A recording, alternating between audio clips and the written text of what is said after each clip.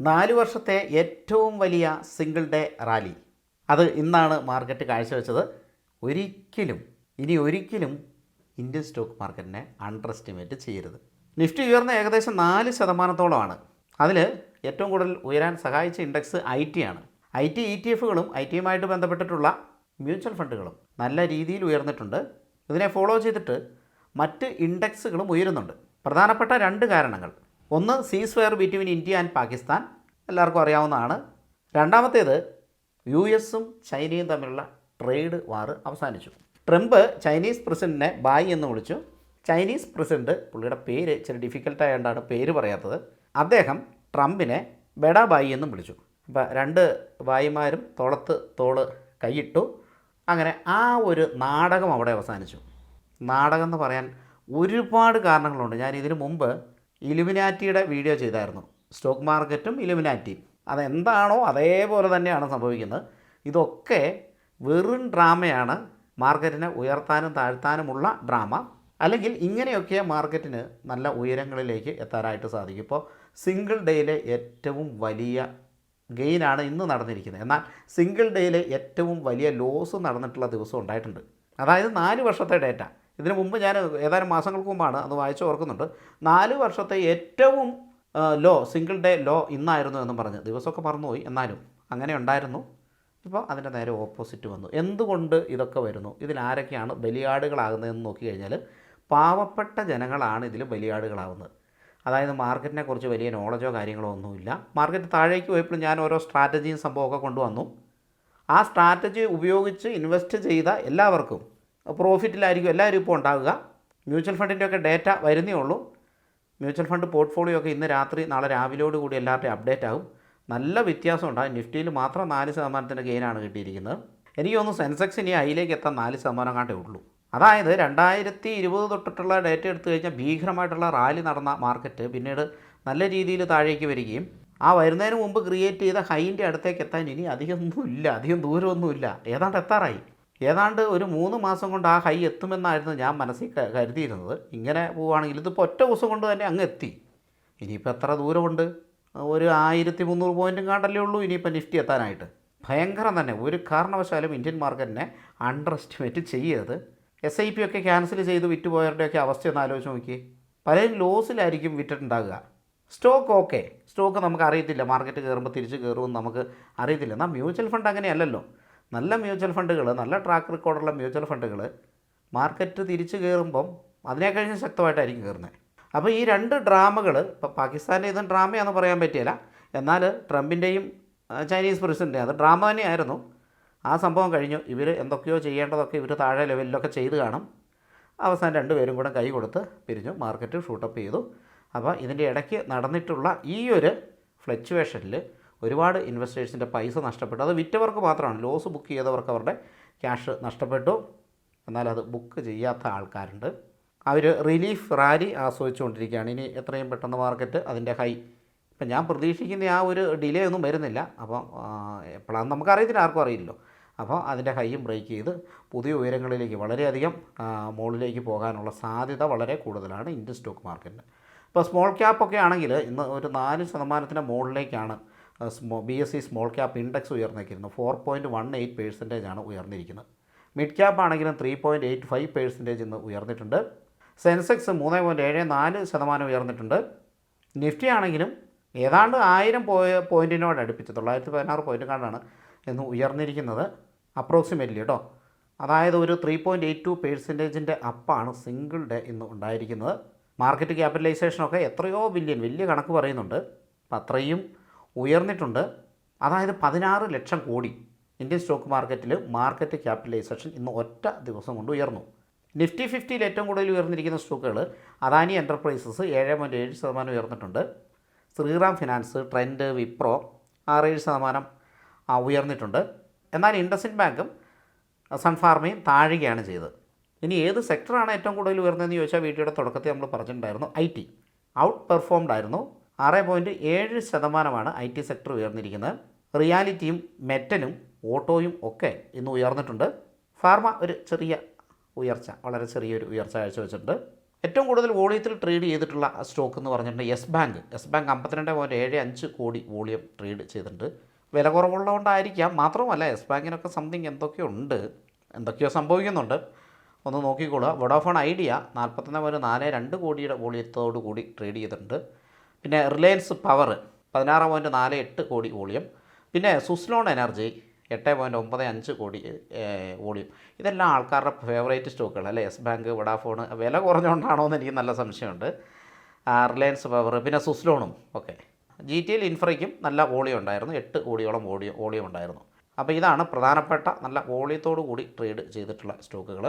20% UC അടിച്ചിട്ടുള്ള സ്റ്റോക്കുകൾ, അതായത് single day 20% ഉയർന്നിട്ടുള്ള സ്റ്റോക്കുകൾ: Birla corporation, NDR auto components, Man industry ഒക്കെ ഓർക്കുന്നുണ്ടോ? പണ്ട് നമ്മൾ വീഡിയോ ചെയ്തിട്ടുണ്ടെന്നാണ് എൻ്റെ ഒരു ഓർമ്മ. നമ്മുടെ ഒരു ഫേവറേറ്റ് സ്റ്റോക്കായിരുന്നു Man industries. Ginni filaments, NDA securities, IFGL refractories, GACM technologies, high energy batteries. അപ്പോൾ ഈ കമ്പനികളൊക്കെ ഏകദേശം 20% സിംഗിൾ ഡേ ഉയർന്നു. 52 വീക്ക് ഹൈ അടിച്ചിട്ടുള്ള സ്റ്റോക്കുകൾ 47 സ്റ്റോക്കുകൾ 52 വീക്ക് ഹൈ അടിച്ചിട്ടുണ്ട്. ICIC ബാങ്ക് ഉണ്ട്, APL Apollo, Force Motors, Nazara technologies, UPL, CEAT. ഈ പ്രമുഖ കമ്പനികളൊക്കെയാണ് 52 വീക്ക് ഹൈ അടിച്ചിരിക്കുന്ന സ്റ്റോക്കുകൾ. 52 വീക്ക് ലോ അടിച്ചിരിക്കുന്ന സ്റ്റോക്കുകൾ ഇന്ന് അങ്ങനത്തെ സ്റ്റോക്കുകളുണ്ട്. ജെൻസോൾ എഞ്ചിനീയറിംഗ് ഓക്കെ, ഒരു ഫ്രോഡോട് കൂടിയിട്ട് അതിൻ്റെ മാനേജ്മെൻറ്റ് ചെയ്ത ഫ്രോഡ്. ഞാൻ ഈ കമ്പനി ഹോൾഡ് ചെയ്യുന്നുണ്ട് കേട്ടോ. ജെൻസോൾ എഞ്ചിനീയറിംഗ് ഏതാണ്ട് 99% പൈസയും ലോസിലാണ്, നഷ്ടത്തിലാണ്. പക്ഷേ അധികം മേടിച്ചിട്ടില്ലായിരുന്നു, അതുകൊണ്ട് പിന്നെ വലിയ കുഴപ്പമില്ല. 25,000 രൂപയ്ക്കായിട്ടാണ് മേടിച്ചത്. അത് ഏതാണ്ട് പോയി. ഇനിയിപ്പോൾ അത് വിൽക്കുന്നില്ല. ഓക്കെ, എന്തായാലും ജെൻസോൾ എഞ്ചിനീയറിങ്ങിൽ ആളുകൾ അപ്പോൾ പെട്ടിട്ടുണ്ട് അല്ലേ, ഒരുപാട് പേര് പെട്ടിട്ടുണ്ട്. ഞാനും പെട്ടിട്ടുണ്ട്. സന്തോഷ വാർത്ത അറിയിക്കുന്നു. നമുക്ക് ഒരിക്കലും സ്റ്റോക്ക് മാർക്കറ്റിൽ 100% ഒരു റിട്ടേൺ കാര്യങ്ങൾ, അതായത് 100% എന്ന് വെച്ചാൽ നമ്മൾ എൻ്റർ ചെയ്ത എല്ലാ കമ്പനികളും നമ്മളെ രക്ഷപ്പെടുത്തൂല. നമ്മൾ ചില കമ്പനികൾ നമ്മളെ പെടുത്തുകയും ചെയ്യും. അതിനൊരു ഉദാഹരണമാണ് ജെൻസോൾ എഞ്ചിനീയറിങ്. നമ്മൾ ഇൻവെസ്റ്റ് ചെയ്യുന്നതിൽ 1% ഡീലിസ്റ്റ് ചെയ്യപ്പെടുമെന്ന് കരുതി തന്നെ വേണം ഇൻവെസ്റ്റ് ചെയ്യാനായിട്ട്. അതായത് 100 കമ്പനികൾ ഇൻവെസ്റ്റ് ചെയ്തിട്ടുണ്ടെങ്കിൽ ഒരു കമ്പനി ഡീലിസ്റ്റ് ആകുമെന്ന്. അത് എൻ്റെ പഴയ ഒരു കാൽക്കുലേഷനാണ്. ഞാൻ ആ രീതിയിൽ തന്നെയാണ് ഇപ്പോഴും ഇൻവെസ്റ്റ് ചെയ്യുന്നത്. അതായത് ഡൈവേഴ്സിഫൈ ചെയ്ത് മറ്റുമാണ് ഇൻവെസ്റ്റ് ചെയ്യുന്നത്. അതുകൊണ്ട് തന്നെ ഒരു കമ്പനി പോയി നഷ്ടപ്പെട്ടു, ഡീലിസ്റ്റ് ചെയ്തു എന്ന് കരുതിയിട്ട് നമ്മുടെ ക്യാപിറ്റലിൽ ഒന്നും സംഭവിക്കാൻ പോകുന്നില്ല. കുറച്ച് കുറവുണ്ടാകും എന്നല്ലാതെ അതങ്ങ് വാനിഷായി പോവുകയോ അങ്ങനെയൊന്നുമില്ല. അപ്പോൾ ഇത് എല്ലാവരും ശ്രദ്ധിക്കണം കേട്ടോ. മാർക്കറ്റിൽ ഒരു 7 മുതൽ ഒരു 10% വരെ ഇയർലി റിട്ടേൺ കിട്ടാൻ സാധ്യത വളരെ കൂടുതലുള്ള ഒരുപാട് സംഭവങ്ങളുണ്ട്. അത് ഗ്യാരണ്ടീഡ് റിട്ടേൺ അല്ല മിക്കപ്പോഴും. നിഫ്റ്റിയുടെ റിട്ടേൺ തന്നെ നമുക്ക് അറിയത്തില്ല, 12% മുകളിലാണല്ലോ. അതായത് ലോങ് റണ്ണിൽ അതിൻ്റെ ആവറേജ് റിട്ടേൺ എന്ന് പറയുന്നത്. അപ്പോൾ ഒരു 7-10% ഒക്കെ എന്തായാലും റിട്ടേൺ കിട്ടാൻ സാധ്യതയുണ്ട്. അപ്പോൾ മെജോറിറ്റി പൈസ അങ്ങനെയുള്ള സംഭവത്തിലും മ്യൂച്വൽ ഫണ്ടിലൊക്കെ ഇൻവെസ്റ്റ് ചെയ്തതിന് ശേഷം കമ്പനികളിലേക്ക് കുറച്ചാൽ മതി. അല്ലാതെ ഉള്ള പൈസ മൊത്തം കമ്പനി കൊണ്ടുപോയിട്ട് ഇൻവെസ്റ്റ് ചെയ്യേണ്ട കാര്യമില്ല. കമ്പനിയിൽ കുറയ്ക്കുക. അതുപോലെ തന്നെ ഒരു 10-20 കമ്പനിയെങ്കിലും ഹോൾഡ് ചെയ്യുന്ന രീതിയിൽ നമ്മുടെ ക്യാപിറ്റൽ ഡിവൈഡ് ചെയ്ത് കട്ട് ചെയ്തിട്ട് 20-30, എൻ്റെ കയ്യിലൊക്കെ 100 കമ്പനികളൊക്കെ ഉണ്ടായിരുന്നു. അതൊക്കെ ഇപ്പം മാറി. അതങ്ങനെ മാർക്കറ്റ് കയറി പോകുമ്പോഴേ നല്ല കമ്പനി കാണുമ്പോൾ അങ്ങനെ ഇൻവെസ്റ്റ് ചെയ്യുന്നതാണ്. മാർക്കറ്റ് ഇടിഞ്ഞിടിഞ്ഞ് വന്നപ്പോൾ ആ ഒരു ഇതിന് തീരുമാനമായി. എന്നാൽ പോലും ഞാൻ പറഞ്ഞതാണ് 20-30 കമ്പനിയൊക്കെ ഇൻവെസ്റ്റ് ചെയ്യാം. അങ്ങനെ ഡൈവേഴ്സിഫൈ ചെയ്ത് കഴിഞ്ഞാൽ ആ ഒരു കമ്പനി ഇപ്പം നഷ്ടപ്പെട്ടാൽ പോലും ഡീലിസ്റ്റ് ചെയ്താൽ പോലും നമുക്കൊന്നുമില്ല. അപ്പോൾ അത് ഇൻവെസ്റ്റേഴ്സ് ശ്രദ്ധിക്കുക. NSEയിൽ 2614 സ്റ്റോക്കുകൾ ഇന്ന് അഡ്വാൻസ്ഡ് ആയിരുന്നു. അതായത് ഉയർന്നാണ് ട്രേഡ് ചെയ്തത്. 329 സ്റ്റോക്കുകൾ താഴ്ന്നാണ് ട്രേഡ് ചെയ്തിരിക്കുന്നത്. ആ സ്റ്റോക്കുകളെ അപ്പോൾ നോക്കുക വേണ്ട. ഇന്നത്തെ ഒരു മാർക്കറ്റിൽ പോലും ലോസായിട്ട് ട്രേഡ് ചെയ്യുന്ന സ്റ്റോക്കുകളെ പിന്നെ നോക്കേണ്ട ആവശ്യമില്ലെന്നാണ്, ഈ അടുത്ത് നോക്കേണ്ട ആവശ്യമില്ലെന്നാണ് എനിക്ക് തോന്നുന്നു. പിന്നീട് അതിൽ പോസിറ്റീവ്നെസ് ഒക്കെ വരാം, ആ സമയത്ത് നോക്കിയാൽ മതിയാവും. അഡ്വാൻസ് ഡിക്ലൈൻ റേഷ്യോ എന്ന് പറയുന്നത് 4:1 ആണ്. അതായത് 4 കമ്പനി പോസിറ്റീവിൽ ട്രേഡ് ചെയ്യുമ്പോഴാണ് ഒരു കമ്പനി നെഗറ്റീവിൽ ട്രേഡ് ചെയ്യുന്നത്. അപ്പർ സർക്യൂട്ട് അടിച്ച സ്റ്റോക്കുകളുടെ എണ്ണം 322 ആണ്. Zaggle prepaid, Man industries, Birla corporation, Senco gold നല്ല രീതിയിൽ താഴേക്ക് പോയിട്ടുള്ള കമ്പനിയാണ് അല്ലേ. ITI and 63 moons tech upper circuit അടിച്ച സ്റ്റോക്കുകളാണ്. ലോവർ സർക്യൂട്ട് ഒന്നും അടിച്ചിട്ടുണ്ട് കേട്ടോ. 35 സ്റ്റോക്കുകൾ ലോവർ സർക്യൂട്ട് അടിച്ചിട്ടുണ്ട്. ഒന്ന് ജെൻസോൾ എഞ്ചിനീയറിംഗ്, അടുത്ത JP associate, housing development and infrastructure, skill infrastructure. അപ്പോൾ ഇത്രയും കമ്പനികൾ ലോവർ സർക്യൂട്ടും അടിച്ചിട്ടുണ്ട്. സ്റ്റോക്കുകളൊന്നും കറക്റ്റായിട്ട് പിക്ക് ചെയ്യാൻ അറിയില്ലാത്തവർ, അല്ലെങ്കിൽ അത് അറിവിൻ്റെ മാത്രമല്ല, പലതും നമുക്ക് അറിയില്ലാത്ത ഡേറ്റകളും ഉണ്ടാവാം. കാരണം നമ്മൾ ഈ വായിച്ചും ഒക്കെ ആണല്ലോ നമ്മൾ സ്റ്റോക്കുകൾ എടുക്കുന്നത്. അപ്പോൾ അങ്ങനെയുള്ളവർ മ്യൂച്വൽ ഫണ്ടിലേക്ക് കൂടുതൽ കോൺസെൻട്രേറ്റ് ചെയ്യാൻ ശ്രദ്ധിച്ചാൽ മതി. എല്ലാവരും തന്നെ അങ്ങനെ ചെയ്യണമെന്നാണ് ഞാൻ പറയുന്നത്. കാരണം എന്താണെന്ന് വെച്ചാൽ മ്യൂച്വൽ ഫണ്ട് എന്ന് പറയുന്നത് അതൊരു വലിയ ഫേമാണ്. ആ കമ്പനികൾക്ക് അത്യാവശ്യം നമ്മളെ കഴിഞ്ഞുള്ള നോളജ് അവർക്ക് കിട്ടും. നമുക്ക് എവിടെ നിന്ന് കിട്ടാനാ? നമുക്ക് ഈ പറയുന്ന ന്യൂസ് പേപ്പർ, ടി വി, അല്ലെങ്കിൽ കുറച്ച് ഗ്രൂപ്പുകൾ അല്ലേ, ടെലിഗ്രാം ഗ്രൂപ്പ്, വാട്സപ്പ് ഗ്രൂപ്പ്, ന്യൂസൊക്കെ പോപ്പപ്പ് ചെയ്ത് വരുന്ന അല്ലെങ്കിൽ അതിൻ്റെയൊക്കെ കട്ടിങ്ങുള്ള ഗ്രൂപ്പുകൾ, ഇവിടുന്നല്ലേ നമുക്ക് ഇൻഫോർമേഷൻ കിട്ടൂ. ഇത് എത്രത്തോളം നമുക്ക് വിശ്വസിക്കാൻ പറ്റും? എന്നാൽ മ്യൂച്വൽ ഫണ്ട് കമ്പനികൾക്ക് അങ്ങനെയാണോ? അല്ല, അവർക്ക് അഡ്വാൻസ് സെറ്റപ്പ് ഉണ്ട്. അപ്പോൾ അവർ അതുപോലുള്ള കമ്പനികളിൽ നിന്ന് മാറി. ഇപ്പോൾ ജെൻസോൾ എഞ്ചിനീയറിങ് ഏതെങ്കിലും മ്യൂച്വൽ ഫണ്ട് കമ്പനി ഹോൾഡ് ചെയ്തിട്ടുണ്ടായിരുന്നോ? എൻ്റെ അറിവിലില്ല. ഒരു mutual fund company Gensol engineering hold ചെയ്തിട്ടില്ല. എന്നാൽ ഞാനടക്കമുള്ള ആൾക്കാർ അത് ഹോൾഡ് ചെയ്തിട്ടുണ്ട്. ദൈവം സഹായിച്ചിട്ട് ഞാനത് ഡൈവേഴ്സിഫൈ ചെയ്ത് ഹോൾഡ് ചെയ്തുകൊണ്ട് ഇപ്പോൾ 100% അതിൽ ലോസ് വന്നു കഴിഞ്ഞാൽ മറ്റൊരു കമ്പനി 100% കിട്ടിയാൽ കഴിഞ്ഞു. അപ്പോൾ അങ്ങനെയുള്ള കമ്പനി ഉണ്ട്, അതുകൊണ്ട് വിഷയമില്ല, രക്ഷപ്പെട്ടു പോയി. ആ പോയ പൈസ വേറെ ഇടത്താണ് കിട്ടും. പക്ഷേ ഇത് മൊത്തമൊക്കെ പണ്ട് യെസ് ബാങ്കിൽ 400 രൂപയിലൊക്കെ ട്രേഡ് ചെയ്ത സാധനമാട്ടോ യെസ് ബാങ്ക്. ഓർമ്മ വേണം, ഇപ്പോഴത്തെ 20 രൂപ നോക്കരുത്. അപ്പോൾ അന്ന് ഹോൾഡ് ചെയ്തിട്ട് ആൾക്കാരെ എനിക്കറിയാം. 400, 300, 400 പോട്ടെ, 300 രൂപ, 250 രൂപ, 200 രൂപ, 90 രൂപ, 100 രൂപ യെസ് ബാങ്ക് ആ സമയത്തൊക്കെ വാരിക്കൂട്ടിയ ആളുകളെ എനിക്കറിയാം. ഒരു പക്ഷേ യെസ് ബാങ്ക് ഇനി തിരിച്ചങ്ങോട്ട് പോയാലോ? അങ്ങനെയും സംഭവം. അതൊക്കെയാണ് സ്റ്റോക്ക് മാർക്കറ്റ്. അതിനൊരു ഉദാഹരണം പഞ്ചാബ് നാഷണൽ ബാങ്ക് ആണെന്നാണ് എൻ്റെ ഓർമ്മ. പഞ്ചാബ് നാഷണൽ ബാങ്ക് ഒന്ന് നോക്കി വെച്ചു. അതൊരു സ്റ്റഡി, ഒരു കേസ് സ്റ്റഡി ആയിട്ട് വിചാരിച്ചാൽ മതി. അത് ഏതാണ്ട് ഒരു 280 അത് ഹൈ ട്രേഡ് ചെയ്തിട്ടുണ്ടായിരുന്നു.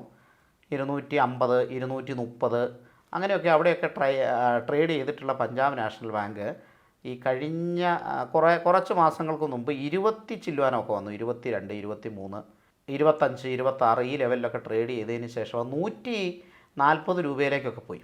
എത്ര ഇരട്ടിയല്ലേ? നോക്കുക, 140 രൂപയിലേക്ക് പോയി. ഇപ്പോൾ 95 രൂപയിലാണ് ട്രേഡ് ചെയ്യുന്നത്. യെസ് ബാങ്ക് അങ്ങനെ പോവുമോ? യെസ് ബാങ്ക് പോകുമോയെന്ന് എനിക്കറിയില്ല. പക്ഷേ കണ്ടിട്ട് എന്തൊക്കെയോ തോന്നുന്നുണ്ട് യെസ് ബാങ്ക്. കാരണം അത്രയും താഴേക്ക് വന്നിട്ട് ഒരു 100ൻ്റെ മുകളിലേക്കൊക്കെ പോയേക്കാമെന്ന് തോന്നുന്നു. തോന്നലാണ്. ഒരിക്കലും ഇതൊന്നും ഒരു ബൈ സെൽ റെക്കമെൻഡേഷൻ അല്ല. നിങ്ങളുടെ സ്റ്റഡിയും കാര്യങ്ങളൊക്കെ ചെയ്ത് സ്വന്തം ഡിസിഷൻ എടുക്കുക കേട്ടോ. ഞാൻ വെറുതെ എന്തിനാണ് വയ്യാവേലി പിടിക്കുന്നത്.